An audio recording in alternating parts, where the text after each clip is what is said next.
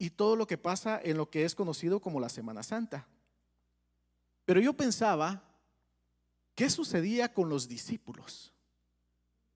¿Qué pasaría con los apóstoles esa semana después, no solo después del domingo de resurrección, después de la crucifixión de Jesús?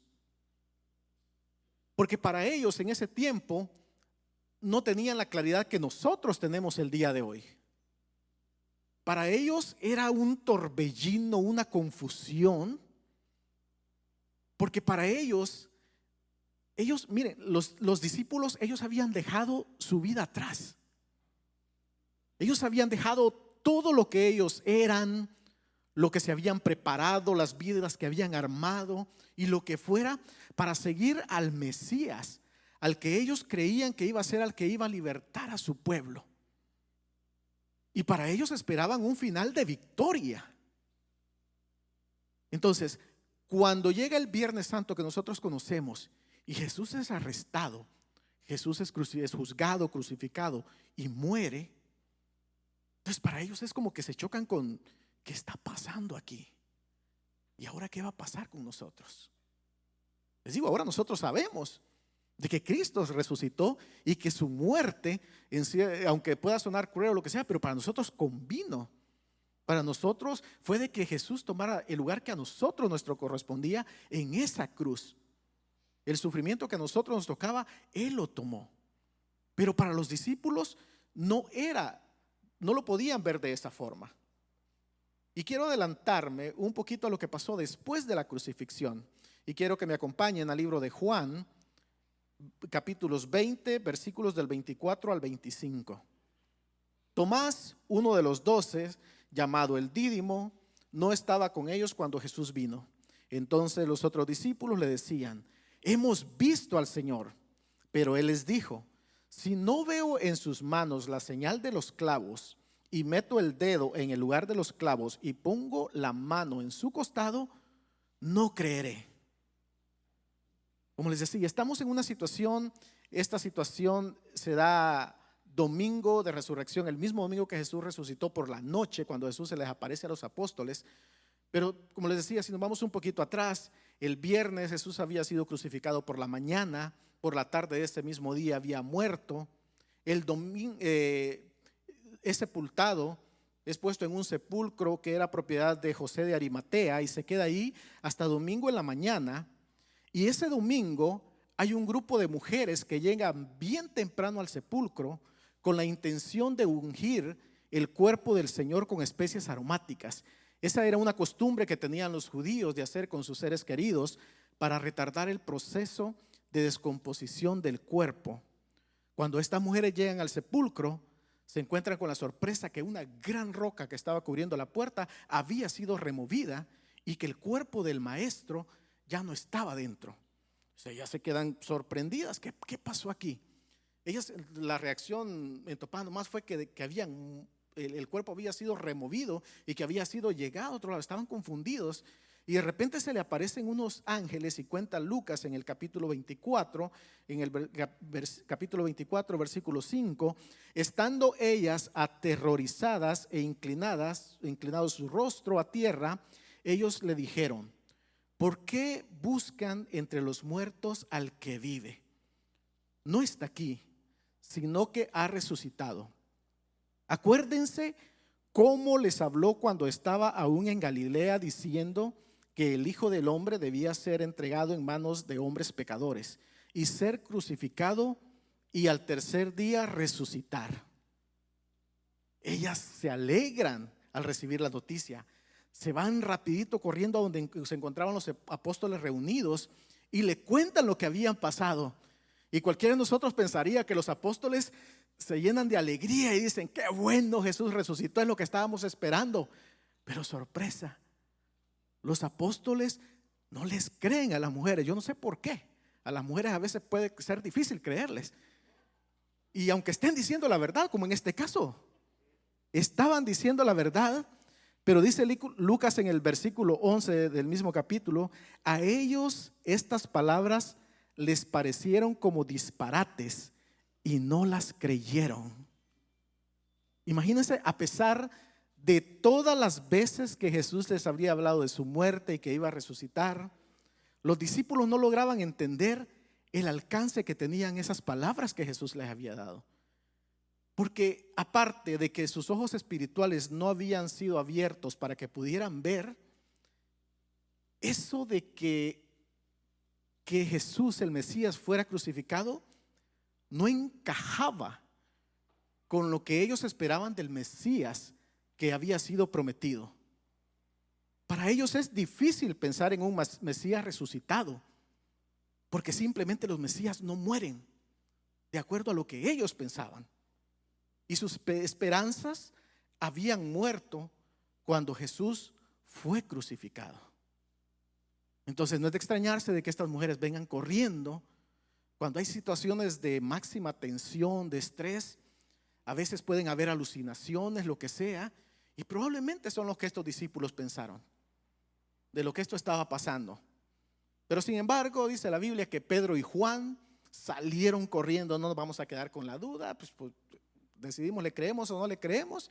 Nosotros vamos a ir a ver qué es lo que pasa. Y salen corriendo. Dice el Evangelio de Juan, yo creo que porque lo escribió, no sé por qué, que Juan corría más rápido que Pedro, que llegó antes al sepulcro. Pues a uno se echa flores uno solo, pues. No, pero al parecer Juan era más joven también que Pedro. Llega, se para en la puerta del sepulcro, ve hacia adentro. De hecho, como dijeron las mujeres, la puerta había sido removida. El cuerpo del Señor no estaba ahí. Pedro llega despuesito de él, entra corriendo. También él no se detiene para nada como Juan. Se va directo y se queda viendo para todos lados. El cuerpo del Señor tampoco no estaba ahí. Se lo habían llevado, estaba movido. Según ellos no estaba.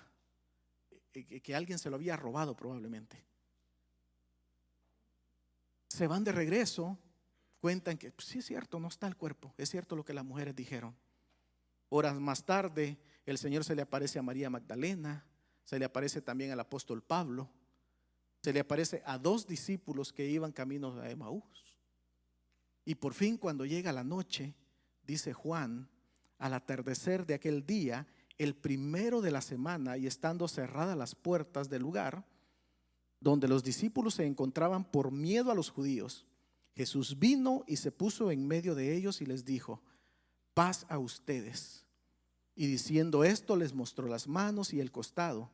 Entonces los discípulos se regocijaron al ver al Señor. Imagínense, Jesús se les aparece. En vez de amonestarlos, en vez de reclamarles porque lo habían abandonado durante su arresto y por poner en duda su resurrección, al no creerles a las mujeres, el Señor los bendice. Paz a ustedes. Y les muestra las cicatrices en sus manos, en su pecho. Miren, si es cierto, soy yo. Pero por alguna razón que no sabemos, Tomás no estaba ahí ese domingo cuando se apareció Jesús. Ven, mis hermanos, lo que uno se puede perder cuando no llega a las reuniones los domingos. La bendición puede llegar y eso no se ve después en YouTube. Tomás no estaba en ese lugar. Y cuando al fin llega a la reunión, Jesús ya no estaba. Por lo menos físicamente. Los apóstoles le cuentan: ¿sabe qué, Tomás? Jesús sí estuvo aquí con nosotros, nos bendijo y nos mostró las manos, las cicatrices en sus manos y en sus costados. Y dice las escrituras que los discípulos le decían, o sea, si vemos el tiempo del verbo, o sea, es como que constantemente le repetían, le decían, el Señor estuvo aquí, pero Él les dice: ¿saben qué? Si yo no veo en sus manos la señal de los clavos y meto el dedo en el lugar de los clavos y pongo la mano en su costado, no creeré. Y Tomás es muy famoso por la duda. Hay muchas personas que son conocidos o famosos por ciertas cosas. De repente alguien le puede decir: hey, no seas incrédulo como Tomás, no seas traidor como Judas. Espero que nunca le hayan dicho, ¿no? No, esta muchacha bien coqueta, parece sobrina parece hija de filisteos. y cualquier cosa que puedan escuchar así. Pero Tomás es una de esas personas que es conocido por su incredulidad. Pero antes de que nos detengamos y critiquemos a Tomás, no olvidemos que él no fue el único que no creyó.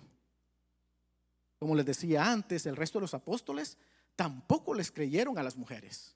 Tomás no fue el único que dudó. Todos los apóstoles llegaron a creer hasta que vieron a Jesús. Y dice Lucas que aún viéndolo, creyeron que era un fantasma. Aún viéndolo, creyeron que era un fantasma. Y no fue que hasta Jesús le mostró las marcas de sus manos y de su costado, las mismas que Tomás estaba pidiendo ver. Fue hasta entonces que el resto de los discípulos también creyeron. Por otro lado, tomemos en cuenta de que la duda de Tomás no es esa duda de un incrédulo que se niega a creer en Jesús a pesar de las evidencias. Porque hay una gran diferencia entre una persona que duda pero que sigue buscando respuestas y alguien que no cree simplemente porque no quiere creer.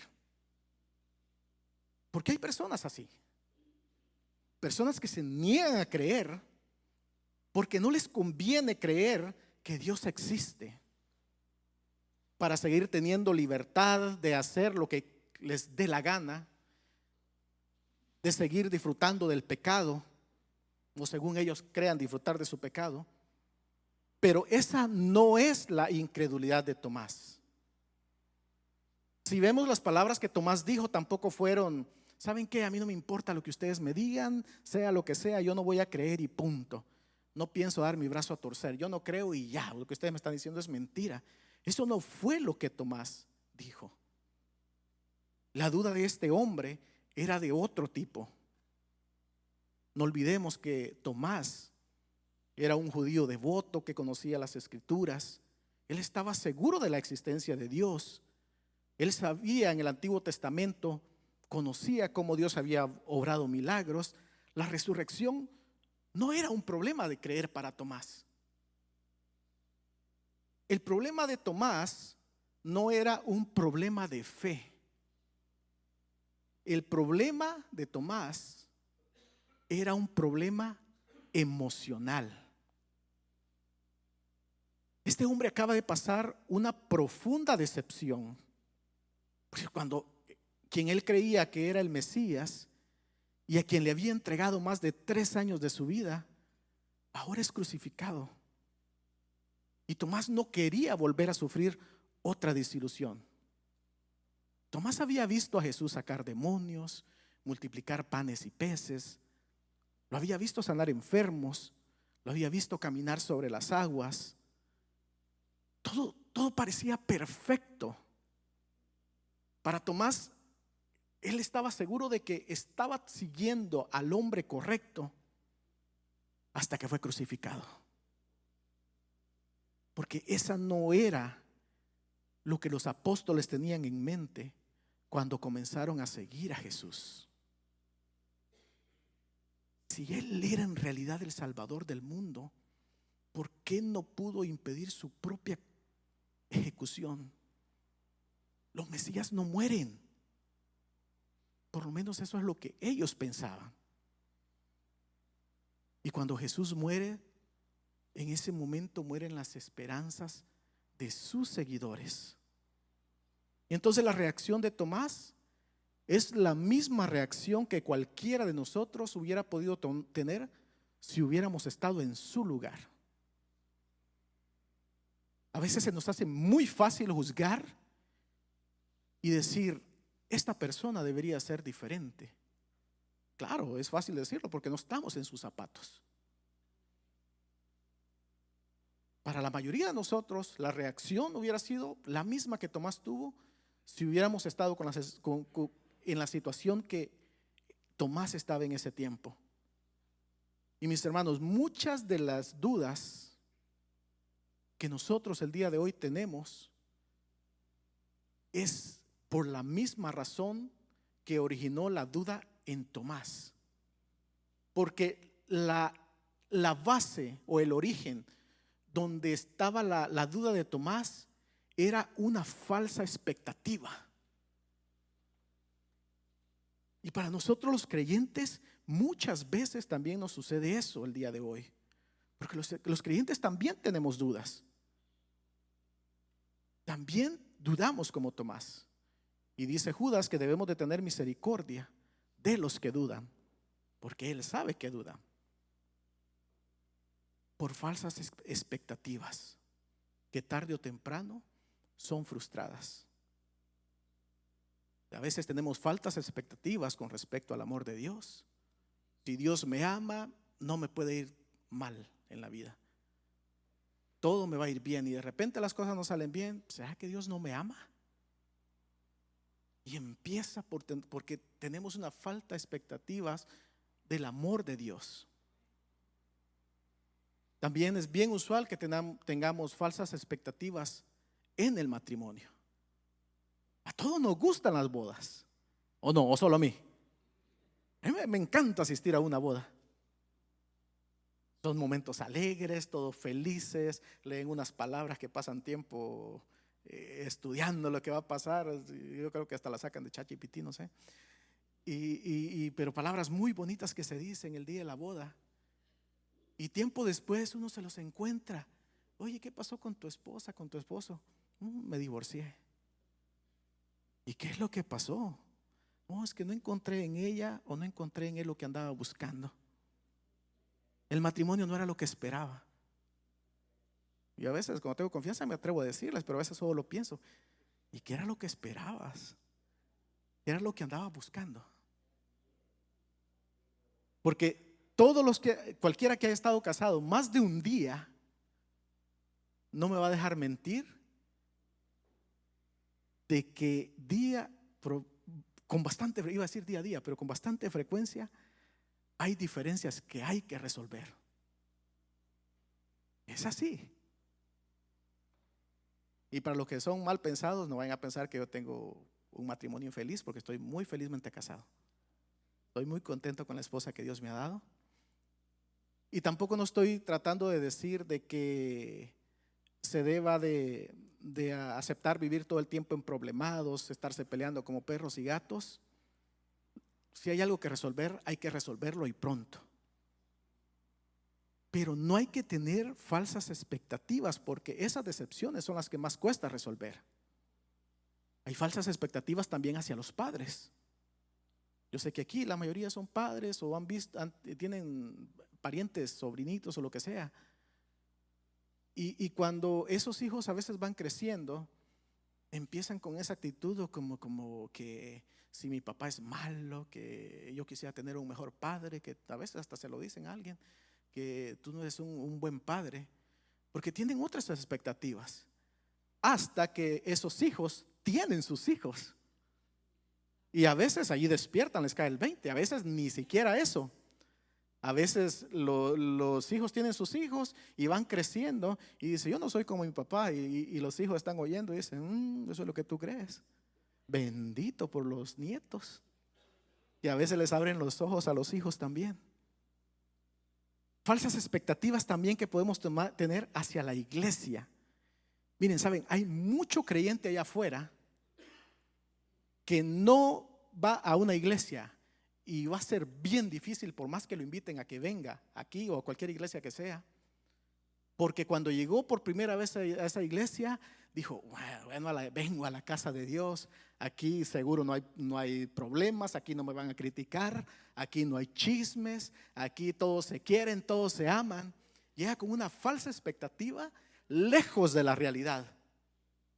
Y a la primera que lo critican sale corriendo, me voy para otra iglesia.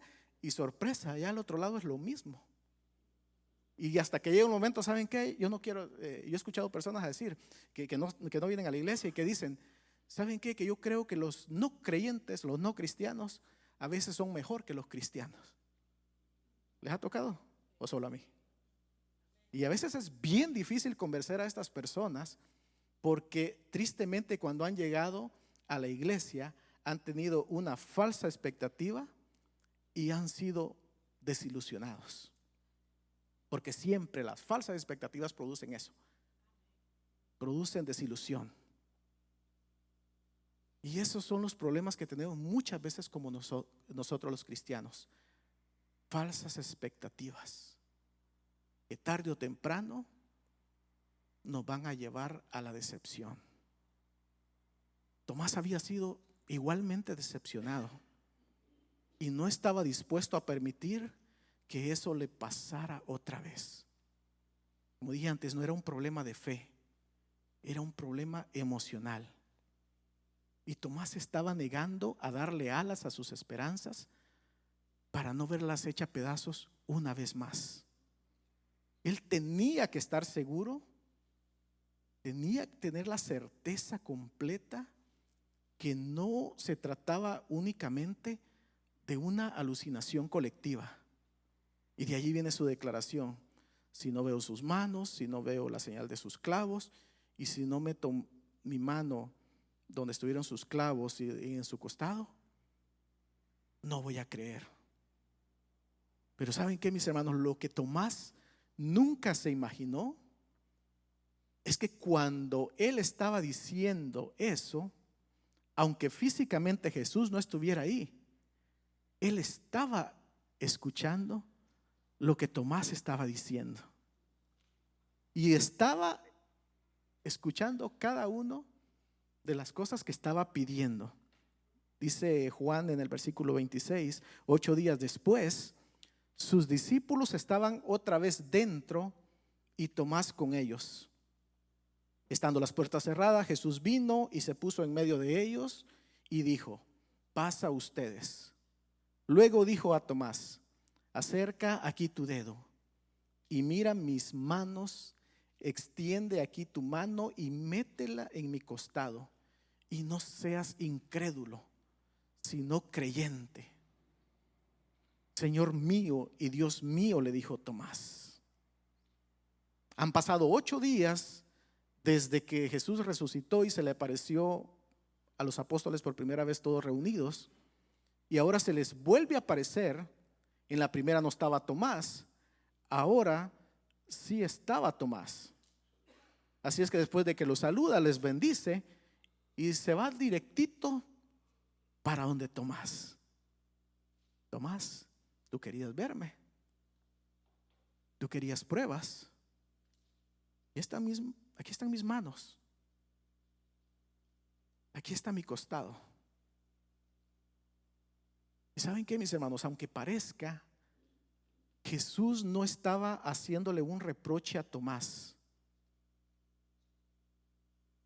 No era que le estaba entregando las pruebas que Tomás quería ver como para restregárselas en la cara. ¿Sabes qué? Incrédulo, aquí está, toma, ya cree de una vez. Jesús amaba a Tomás, al igual que amaba a los demás discípulos. Y por eso es que Jesús, al venir a hacer eso con Tomás, el único propósito que tenía era sacarlo de su confusión. Y si vemos la reacción de Tomás, Tomás no le dijo: es cierto, pues déjame ver aquí lo que pasó, déjame ver todo esto, déjame ver si es cierto las cicatrices que tienes. No, la reacción de Tomás fue inmediatamente: Señor mío y Dios mío.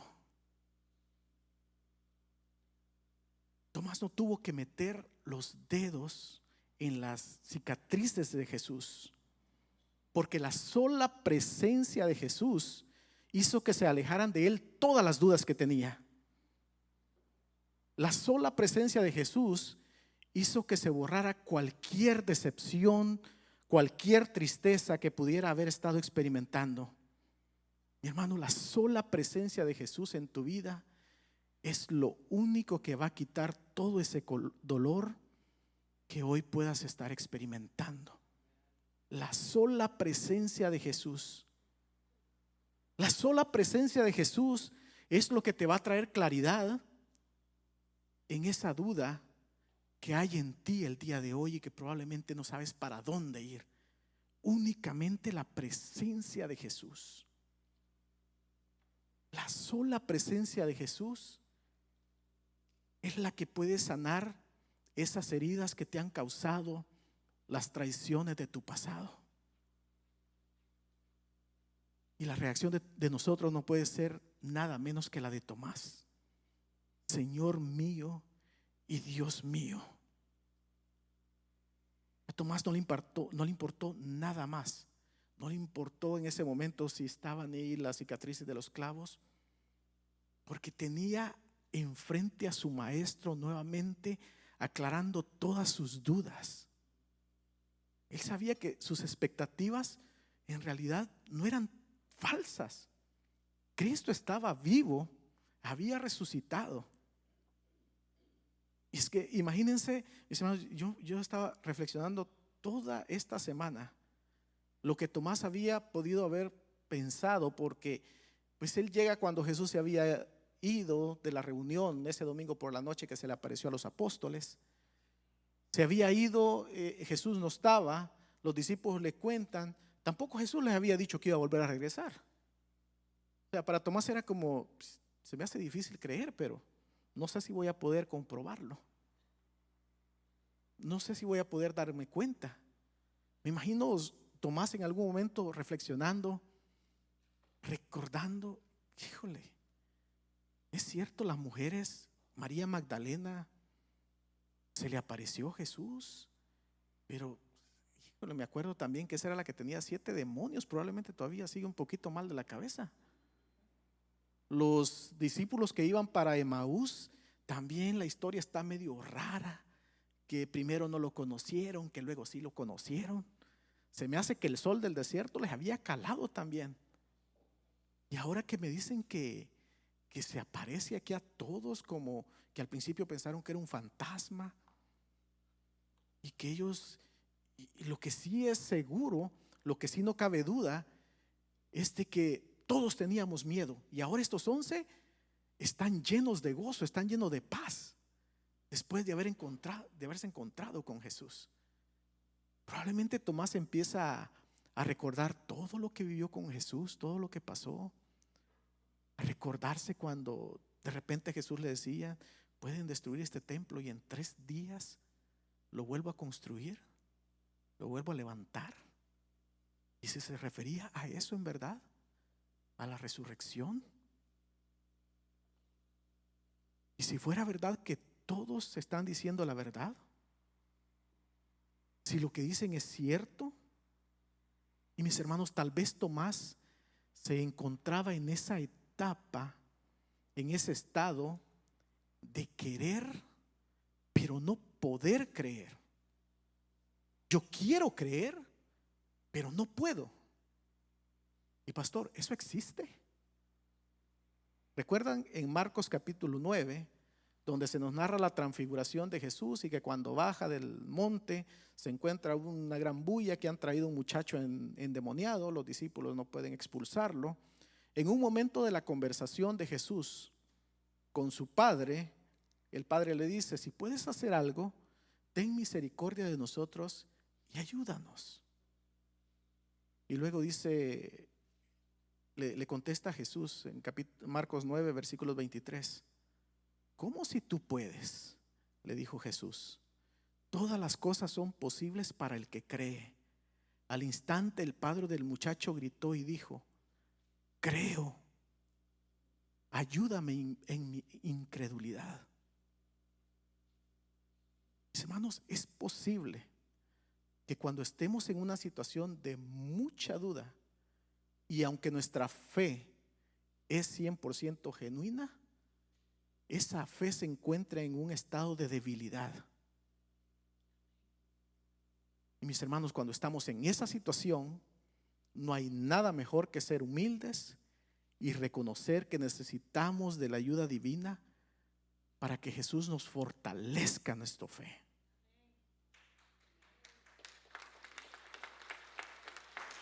Y esa pudo ser fácilmente la situación de Tomás durante toda la semana.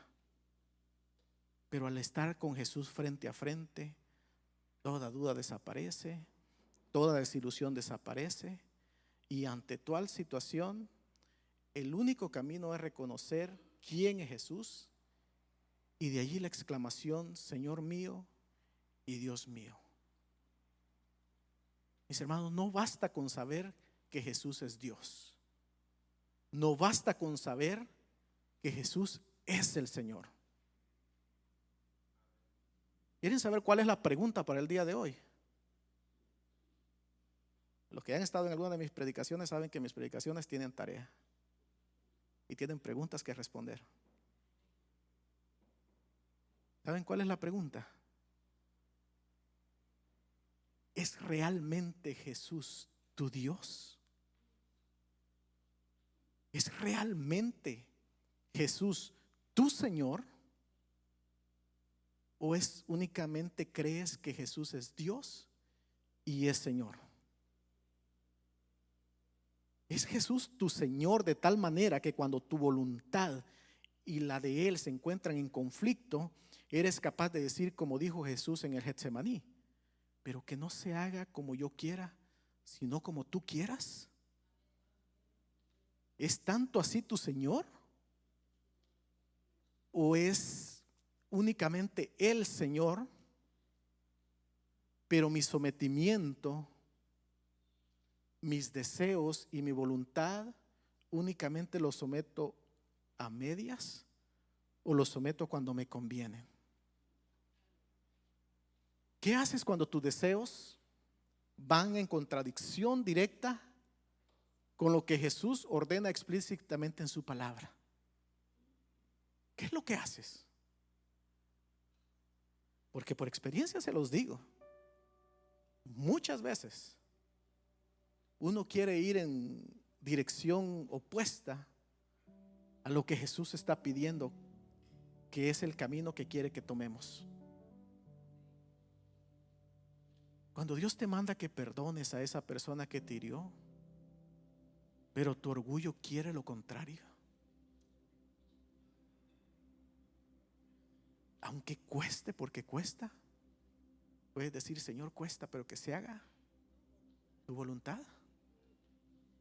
O nuestro orgullo nos impide y decimos, ahí no te metas, Señor. ¿Qué hacemos? ¿Cómo reaccionamos?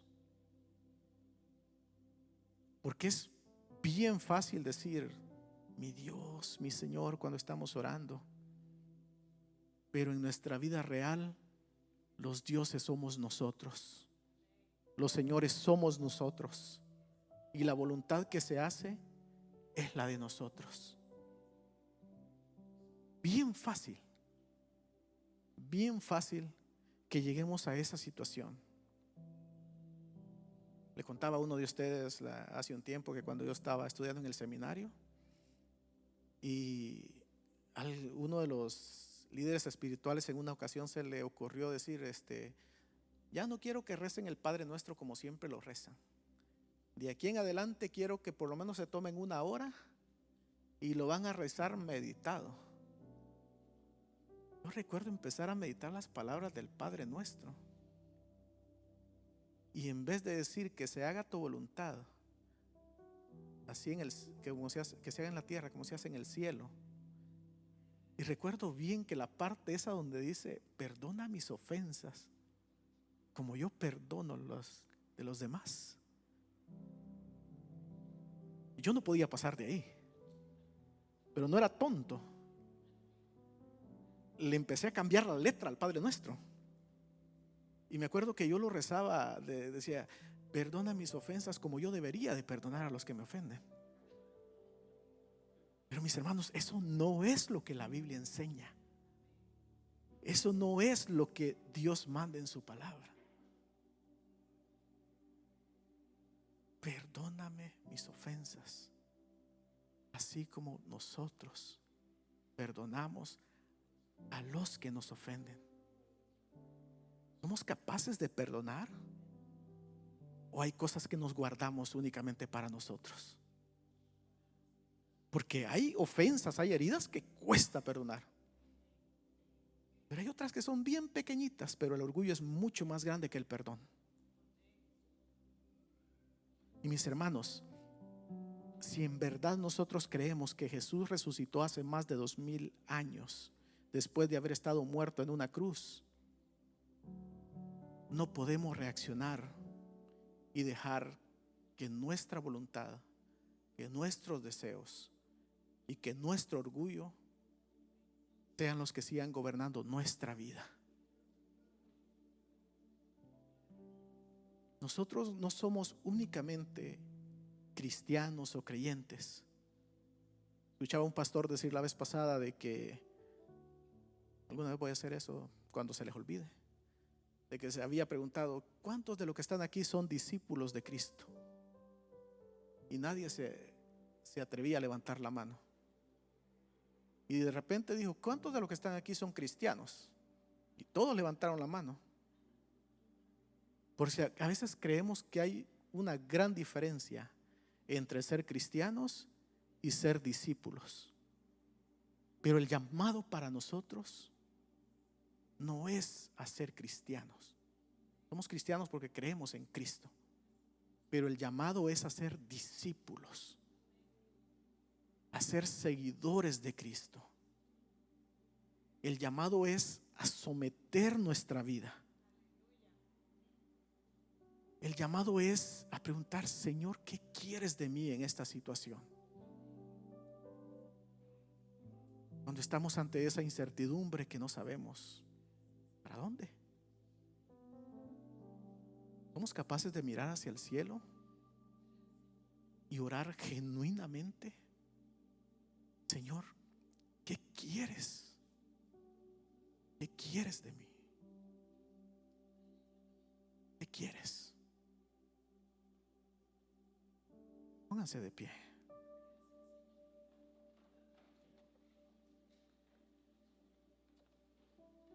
Uno de los detalles bien importantes de este encuentro de Tomás con Jesús o de Jesús con Tomás es que Jesús, como les dije antes, Él estaba en espíritu cuando Tomás estaba dudando y pidiendo pruebas para creer en la resurrección de Jesús. Y él pudo decidir, lo voy a dejar sufrir un tiempo por incrédulo. Pero él sabía que para Tomás esa era una duda que lo estaba matando y que si le quedaba tal vez un poquito de fe, se le estaba debilitando con tantas cosas que pasaban en su cabeza.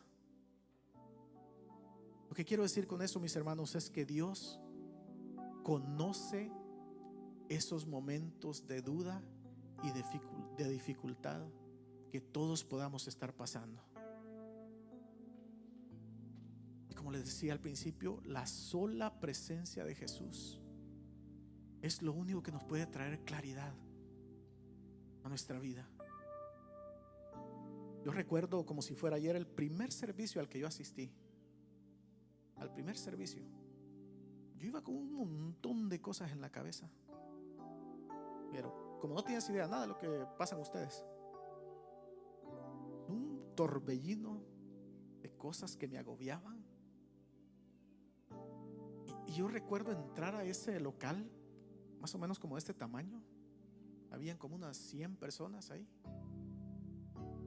Y cuando comienza la alabanza, comienza la adoración, nunca me había pasado. Nunca. De la nada yo comienzo a llorar. Y yo iba ahí porque había hablado con la secretaria de la iglesia y me había prometido de que este pastor que estaba predicando ahí al terminar el servicio me iba a dar 10 minutos para aclararme todas mis dudas. Y yo cuando entré, yo dije, no voy a aguantar el tiempo para que se acabe el servicio y poder hablar con este pastor, porque yo ya no aguanto con esto. Pero para no hacer una historia larga, no había terminado el servicio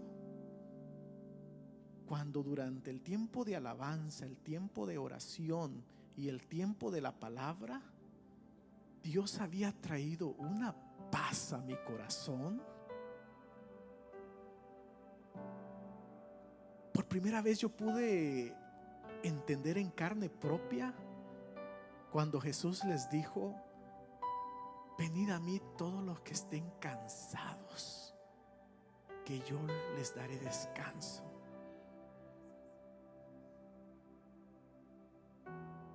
Hermanos, ese día yo salí para decirles que al pastor nada más lo fui a saludar para saludarlo. Solo estar en la presencia de Jesús había aclarado tantas dudas, me había quitado tanta carga, me había quitado tanto peso. Y yo vivía aquí en California y fue en una iglesia de Houston. Yo de repente digo, Señor, ¿por qué tuve que ir hasta Houston habiendo tantas iglesias aquí en Los Ángeles? Pero es que Dios conoce el momento en el que nos encontramos y Él sabe que es exactamente lo que necesitamos para salir de ese atolladero, para salir de ese lugar donde nos encontramos. Hermanos, Él conoce su dolor. Él conoce esa tristeza que hay en ti. Él conoce todas esas preguntas sin respuestas. Él tiene la verdad. Él es la verdad. No dudes en acercarte a Él, mi hermano.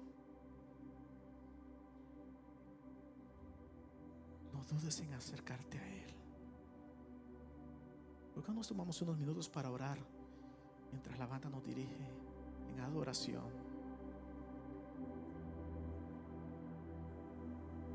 Quiero levantar a ti mis manos, maravilloso Jesús, milagroso Señor. Llena este lugar con tu presencia.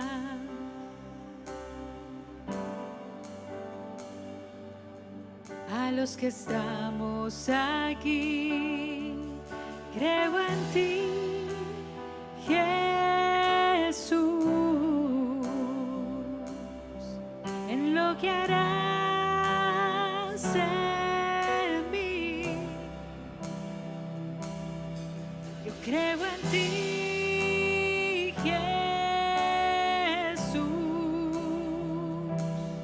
en lo que harás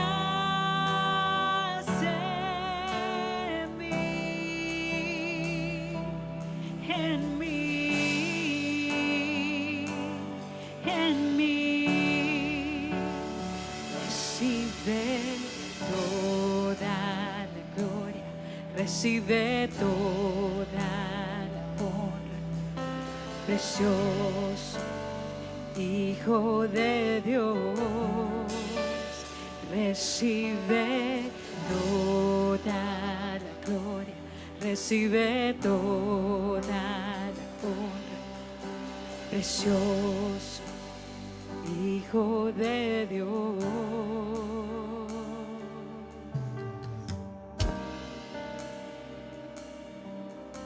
Yo quiero levantar a ti mis manos, maravilloso Jesús, milagroso Señor. Llena este lugar de tu presencia, haz descender tu poder a los que estamos aquí. Yo creo en ti, Jesús, en lo que harás en mí. Yo creo en ti, Jesús, en lo que harás en mí, en mí, en mí. Y recibe toda la gloria, recibe toda la honra, precioso Hijo de Dios. Recibe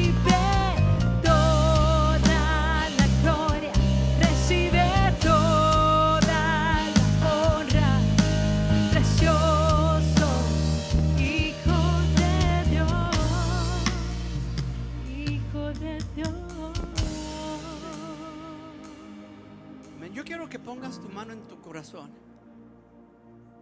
Ese versículo en Marcos 9, cuando Jesús le dice, ¿cómo que sí lo puedo hacer?